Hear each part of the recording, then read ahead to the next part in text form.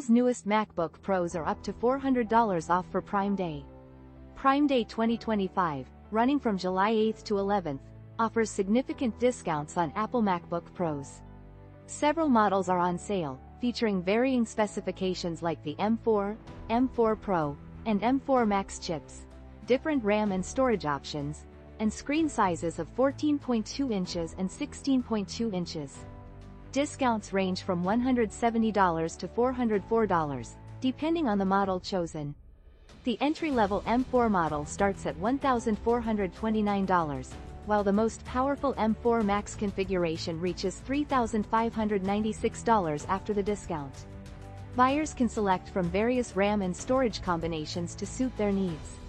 All discounted MacBook Pro models are available in 2 colors and offer the option to add AppleCare Plus protection for an additional fee. The savings vary depending on the chosen model and added protection. Beyond Apple's offerings, other retailers like Walmart, Best Buy, and Home Depot are running competitive Prime Day sales, providing alternatives for non-Amazon Prime members. In our next story, Trump threatens pharmaceutical tariffs of 200%. President Trump announced plans to impose potentially massive tariffs, up to 200% on imported pharmaceuticals. While he suggested a grace period of a year to a year and a half before implementation, the details are expected by month's end. This announcement follows a Section 232 investigation into the national security implications of pharmaceutical imports. The proposed tariffs have sparked concern within the pharmaceutical industry. Companies warn of potential cost increases, reduced investment in the U.S., and disruptions to the drug supply chain, ultimately impacting patient access to medications. These concerns are compounded by existing drug pricing policies already impacting the industry's financial stability and research capabilities. Trump maintains that these tariffs are designed to incentivize drug manufacturers to relocate production to the United States. Several major pharmaceutical companies have already begun increasing investment in domestic manufacturing, reversing a trend of declining U.S. production in recent decades. The president's history of fluctuating tariff policies, however, leaves the ultimate implementation and specific rate of these pharmaceutical tariffs uncertain. Despite the announcement, pharmaceutical stock prices remained largely unaffected. In our next story, heroic police bloodhound named Bruno killed by food laced with nails, sparking outrage in Italy. 7-year-old Bruno, a highly decorated police bloodhound in Italy, was found dead in his shed, poisoned with nails mixed in his food. His trainer, Arcangelo Caressa, suspects he was targeted, citing recent death threats linked to his work rescuing dogs from illegal dogfights. Caressa believes Bruno's murder was intended to intimidate him into silence. The brutal killing has sparked outrage across Italy, with Prime Minister Giorgia Meloni calling it vile, cowardly, and unacceptable. A criminal investigation is underway, fueled by a formal complaint filed under Italy's new, stricter animal protection law. This law, championed by lawmaker Michael Vittoria Brambilla, carries potential prison sentences of up to 4 years and significant fines. The incident has garnered widespread media attention, with commentators highlighting Bruno's significant contributions to society. Bruno, during his career, located 9 people, 5 alive and 4 deceased, enabling their dignified return to families. His trainer has vowed to continue his fight against animal abuse despite the threats. Public outcry is demanding harsher penalties, reflecting the deep emotional impact of Bruno's death and the profound respect for his service. The case underscores the growing awareness and legal protection afforded to animals in Italy, particularly those who demonstrate exceptional service to society. In our next story, deadly floods could be new normal as Trump guts federal agencies, experts warn.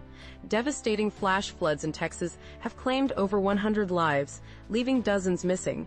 Experts warn this tragedy could be a harbinger of things to come, highlighting the dangerous consequences of dismantling crucial federal agencies responsible for disaster preparedness and response.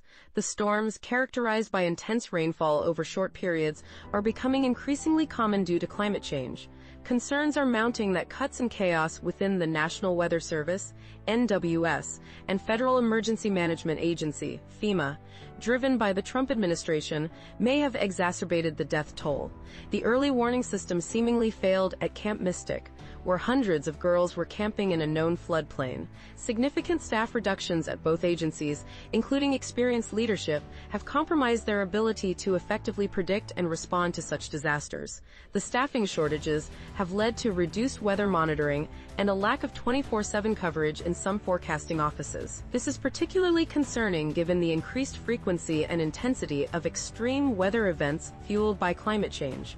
Budget cuts further jeopardize efforts to improve early warning systems and scientific research, leaving communities vulnerable. The lack of a robust federal response is evident in the absence of FEMA's acting administrator from the affected area, further emphasizing the devastating impact of these cuts on disaster preparedness and response capabilities. The administration's dismissive response, referring to the floods as an act of God, underscores a concerning lack of accountability and preparedness in the face of increasingly frequent and deadly extreme weather events. In our next story, Taylor Fritz overcomes Karen Khachanov to reach Wimbledon SFs. Taylor Fritz overcame a challenging match against Karen Khachanov to reach his first Wimbledon semifinal. This victory marks a significant milestone for Fritz, who previously suffered heartbreaking quarterfinal losses in 5 sets at Wimbledon in 2022 and 2024. He secured a hard-fought 6-3, 6-4, 1-6, 7-6, 4 win, showcasing resilience after a third-set slump where Khachanov dominated. Despite a significant mid-match shift in momentum that saw Khachanov take control of the third set and break early in the fourth, Fritz managed a remarkable comeback. He attributed the turnaround to regaining his focus and battling back from a string of uncharacteristic errors. The match lasted 2 hours and 36 minutes. This semifinal berth is Fritz's second Grand Slam semifinal appearance, following his run to the US Open final last year. His Wimbledon performance has propelled him to 7th place in the ATP race to Turin, securing a qualification spot for the season-ending Nitto ATP Finals. Fritz will next face either Carlos Alcaraz or Cameron Norrie in the semifinals, setting the stage for a potentially thrilling encounter. His impressive grass court form this season, highlighted by 13 victories, positions him strongly as a contender for the Wimbledon title.